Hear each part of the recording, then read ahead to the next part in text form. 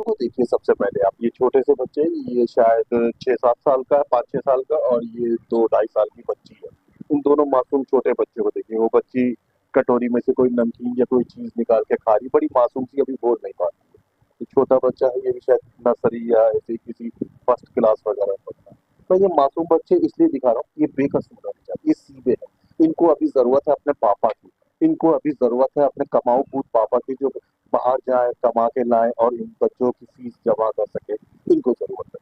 ये है इनका पापा, ये पापा नहीं दिखा रहा हूँ मैं इन बच्चों का, एक दुःख दिखाने जा रहा हूँ मैं आपको, एक तकलीफ दिखाने जा रहा हूँ, एक इंसानियत के ऊपर प्रहार दिखा जा रहा हूँ। ये देख रहे हैं आप, ज़रा थोड़ा-सा ऊपर करिएगा, ये घाव देखिए इस आदमी का।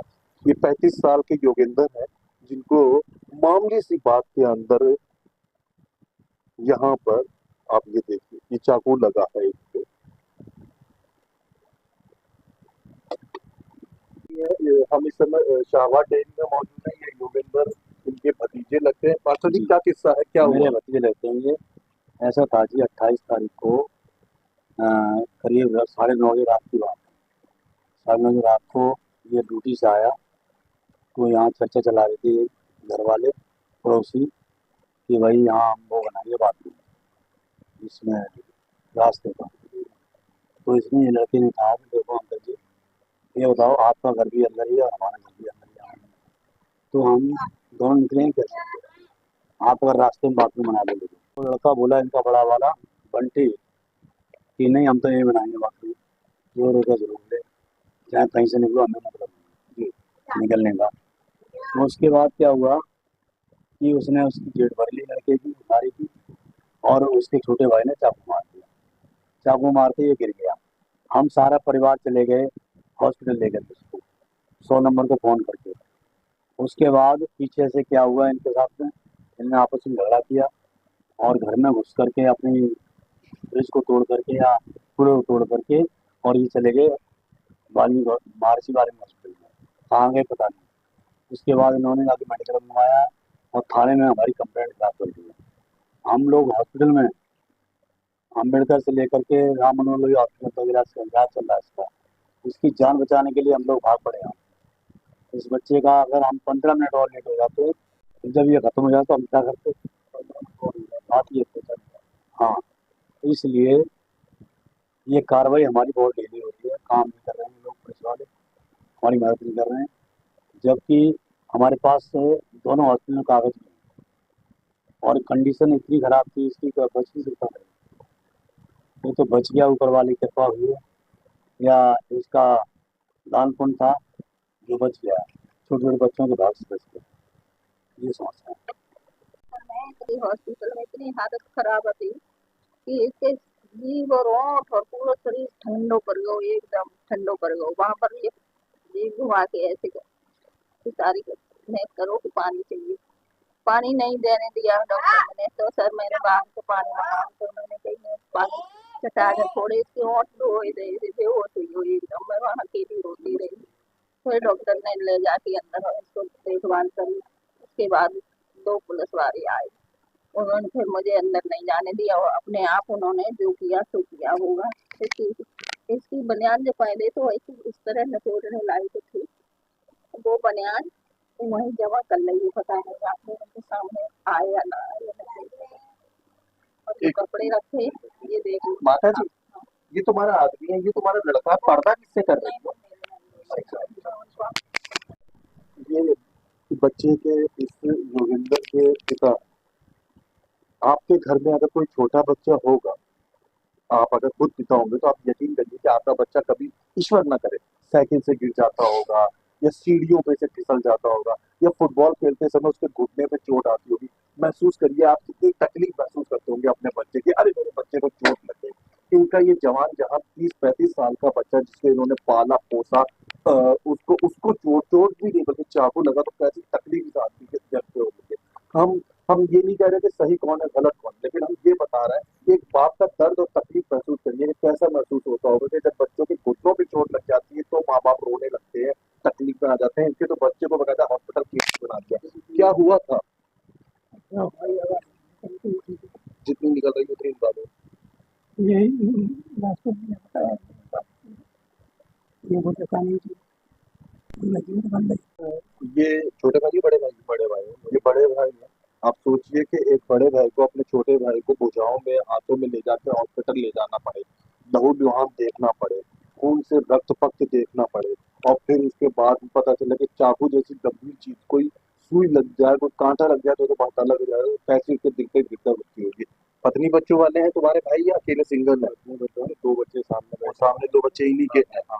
गुजारा कर मतलब इनका घर का खर्चा चलाने के लिए कुछ 4-5 लोग हैं, ये बेचारा ये अकेले ही अपने घर का खर्चा चलाता है। ये अकेला करता है। तो उस घर की स्थिति सोचिए कि जिसमें कमाने वाला व्यक्ति इस तरीके से घायल पड़ा हुआ है, कैसी स्थिति को, और ऐसे में कानून को इनकी मदद करनी चाहिए। कानून क्या कर रहा है फिलहाल? कोई कोई पुलिस वाला आया नहीं, अब तक कोई कुछ नहीं कर रहा है। ठीक है, उस दिन का वाक्य है, मैंने इसको चाकू मारा, मैं इनको बोल रहा था पड़ोसियों को कि भाई थोड़ी देर रुक जाओ, मैं आ रहा हूँ, मैं क्या करूँगा, जो तुम कहोगे वही हो जाएगा। तो इन्होंने जो है ना बिल्कुल भी सुना नहीं, इतना पहुंचाऊं तो इन्होंने चाकू मार दिया। सीधा चाकू यहाँ लगा, चाकू लगते ही भाई गिर गया जमीन पे। और मैं मेरा तो जो है ना इतना हॉपलेस हो गया, मुझे समझ में नहीं आया कि मैं क्या करूं। मैं सबसे पहले ये करा, इसको उठा करके हॉस्पिटल लेके गए, बस पहले जान बचाओ, बाद में देखा जाएगा सब, चौकी थाना जो भी होगा।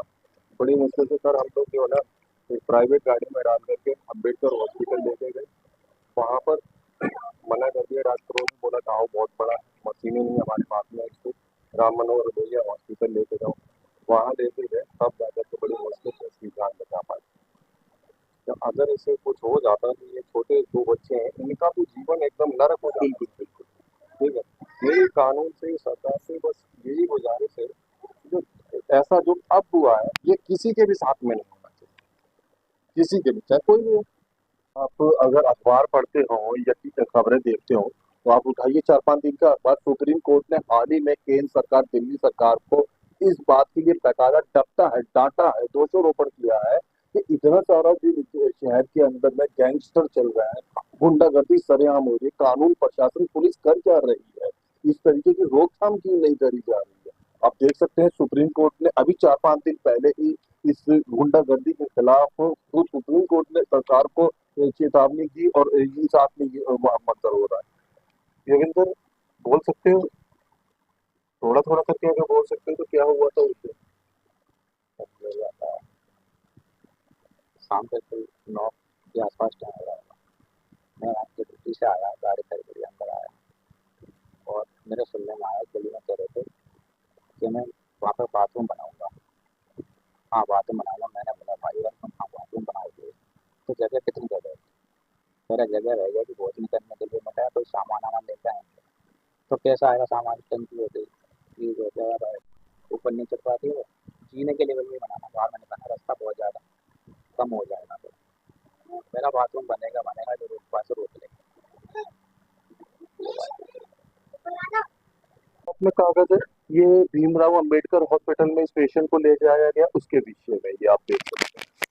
ये जो दूसरा कागज है, ये राम मनोहर लोहिया हॉस्पिटल में ले जाया गया और वहां डॉक्टरों ने ट्रीटमेंट किया, ये उसके विषय में कागज।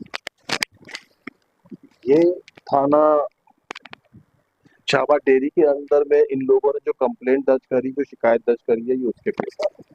मैं आपको ये सारे सरकारी पेपर दिखा रहा हूँ। अभी इस व्यक्ति की तरफ देखिए रोशन भाई, ये हमारा चैनल बिल्कुल ये नहीं कह रहा है कि ये सही है या ये गलत है। सही गलत का फैसला करना हमारा काम नहीं, कानून का काम है, अदालत का काम है, प्रशासन का काम है, न्यायाधीशों का काम है। लेकिन मैं आपको एक बार जरूर कहूंगा, इन मासूम बच्चों की तरफ देखिए, इनका कोई कसूर नहीं। इस बुजुर्ग बाप की तरफ देखिए, इस बेचारे का कोई कसूर नहीं। इस घायल आदमी को देखिए जो इस समय अपने कामकाज पे होना चाहिए, 4 पैसे कमाना चाहिए, बेचारा घर पे चाकू लगा हुआ पड़ा हुआ है। रोशन जी, पुलिस का क्या रवैया रहा? ये घटना हुई, इतना एक आदमी, पुलिस का रवैया ये रहा है कि उन्होंने क्रॉस केस करने के बाद इसके चाकू मारा है, मर्डर हाफ मर्डर है, तो हाफ मर्डर की तरफ ध्यान देना चाहिए ना, लेकिन पुलिस ने इस पर ध्यान नहीं दिया।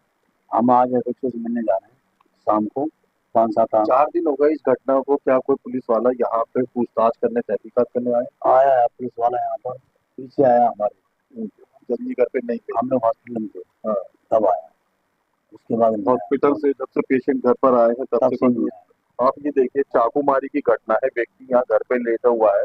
शाहबाद डेयरी थाना यहाँ से कोई ज्यादा दूर नहीं है, कोई जांच अधिकारी यहाँ पूछताछ करने के लिए आया। हम ये नहीं कह रहे हैं कि पुलिस जो है वो यहीं पे बैठी रहे, सारे काम हम मानते हैं कि पुलिस के पास बहुत सारे केस होते हैं, बहुत सारे, लेकिन एक मानवता भी वर्दी के पीछे एक शब्द होती है। वर्दी पहन लेने का मतलब यही नहीं होता है। वर्दी पहन लेने का मतलब कि आपने बिल्कुल ही सब चीजें त्याग दी है। एक इंसानियत, एक मानवता, एक हृदय भी चीज होती है।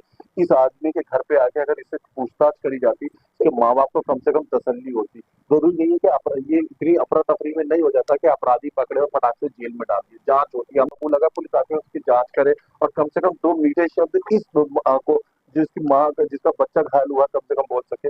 आप प्रशासन से, पुलिस से क्या कहना क्या चाहते हैं? हम ये कहना चाहते हैं हमें न्याय चाहिए और हमारे परिवार को न्याय होना चाहिए।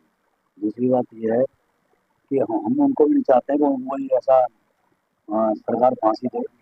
हम तो ये चाहते हैं कि हमारा न्याय होना चाहिए, बस हम न्याय चाहते हैं, अन्याय नहीं होना चाहिए।